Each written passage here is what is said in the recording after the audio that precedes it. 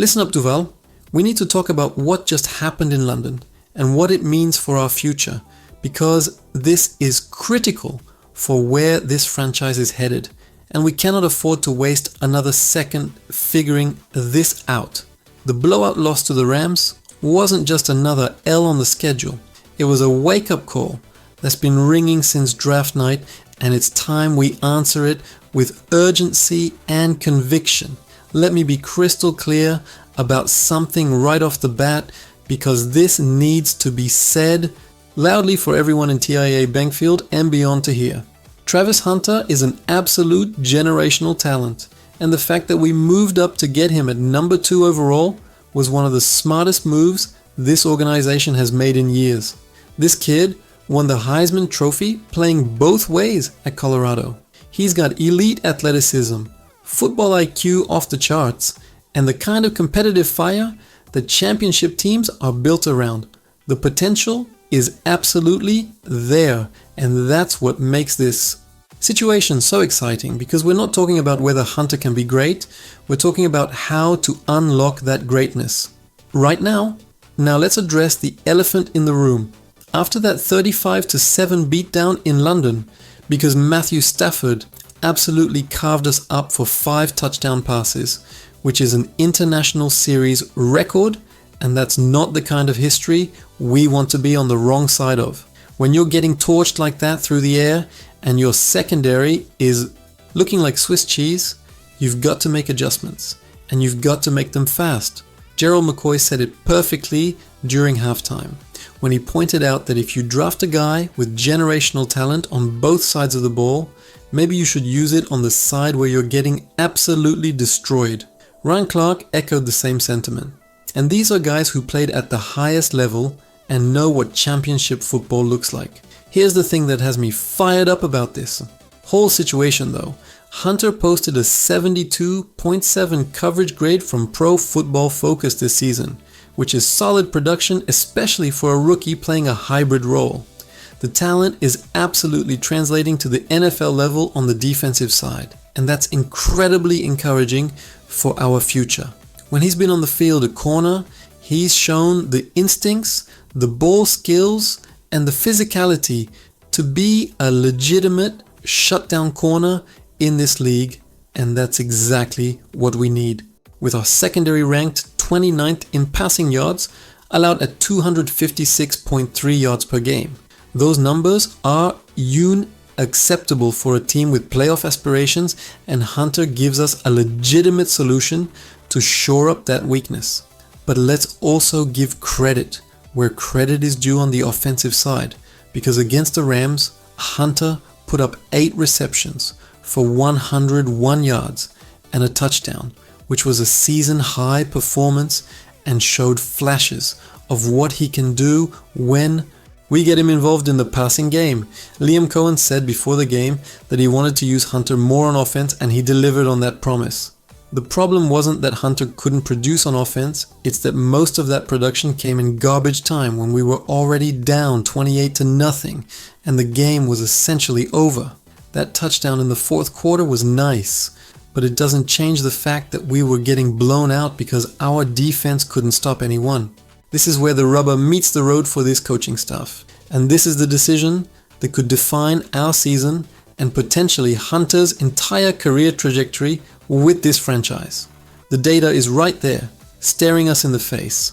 Our secondary is ranked near the bottom of the league. Hunter has proven he can cover at a high level when given consistent reps, and we're sitting at 4-3, which means we're right in the hunt for a playoff spot in a competitive AFC. Every single game matters from here on out, and we cannot afford to keep experimenting with Hunter's role when the solution is obvious. The smart move, the winning move, is to let Travis Hunter play cornerback as his primary position and use him as a package player on offense in specific situations where we can create mismatches and exploit defenses. This isn't about limiting what makes him special, it's about maximizing his impact where we need it most urgently. Think about what Deion Sanders did in his prime. Yes, he played some offense, but his legacy was built as a shutdown corner who changed games on defense. Hunter has that same potential, and we're seeing it translate already with that coverage grade. Imagine what he could do with more reps, more consistency in his role, and the ability to really study film and master the cornerback position without splitting his mental energy between two completely different skill sets. I know Hunter has said he wants to keep playing both ways, and I absolutely respect that competitive mindset because that's the kind of warrior mentality you want in your locker room. But at some point, as the article suggests, he needs to do what's best for the team and for himself in the long run.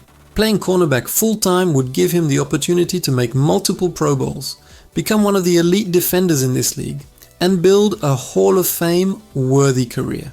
The offensive production is nice, but is it really worth sacrificing defensive excellence and potentially putting more losses on our record because we're stubborn about using him in a certain way?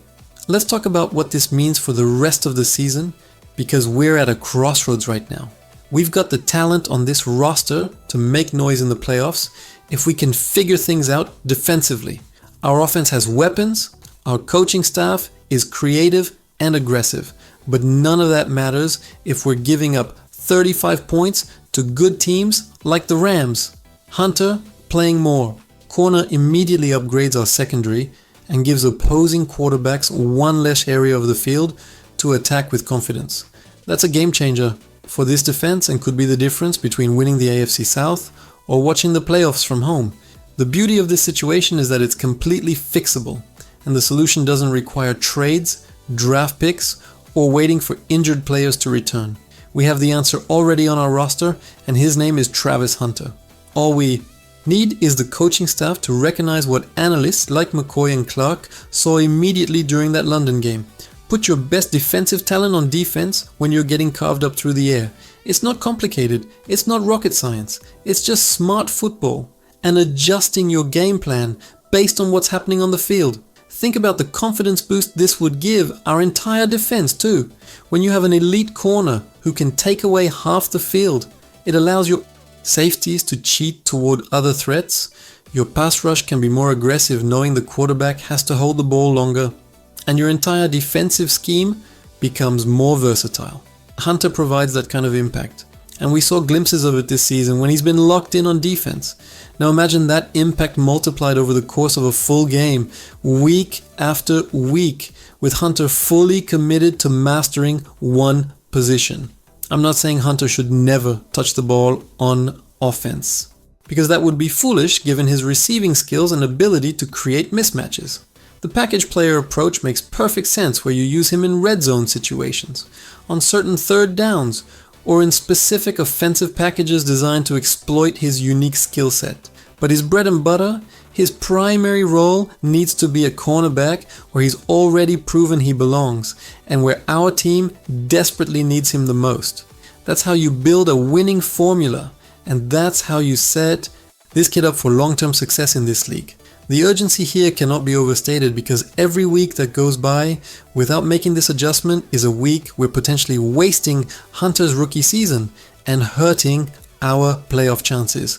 We're already at 4-3, and while that's not a death sentence, we're in a division where every game matters and we cannot afford to keep dropping winnable games because we're too stubborn to adjust our approach. The Rams game should be the catalyst for change. The moment where the light bulb goes off and we commit to using Hunter in the way that gives us the best chance to win football games. Look at the bigger picture too, because this decision impacts not just this season, but Hunter's entire development trajectory with this franchise. If we commit to him at corner now, he gets valuable reps, builds chemistry with our defensive backs, learns the nuances of the position at the NFL level, and develops into the elite defender we know he can be. If we keep flip-flopping and trying to make him a true two-way player, we risk stunting his growth on both sides of the ball and never fully realizing his potential. That would be an absolute tragedy given how special this kid is. The fans in Duval deserve to see this team make the smart decisions that championship organizations make. We've been through enough rebuilds, enough disappointments, enough seasons where we had the talent but didn't maximize it. Hunter represents hope for this franchise, a building block for the future, and a player who can be the face of this defense for the next decade. But that only happens if we use him correctly and put him in position to succeed at the highest level. The time for experimentation is over. The time for decisive action is now. Alright, Duval Nation. If you're fired up about this team's future and want to see more content breaking down what the Jaguars need to do to get back to winning football, make sure you smash that subscribe button and hit the like if you enjoyed this breakdown. Your support means everything and helps us keep bringing you the realest Jaguars content on the platform. Now here's my question for you, and I want to see those comments flooding in. Should Travis Hunter play cornerback full time and only be used as a package player on offense? Or should the Jaguars keep trying to make him a true two-way player? Drop your answer in the comments. Option A for full-time corner with limited offensive packages. Or option B for continuing the two-way experiment. Let's hear what Duval thinks.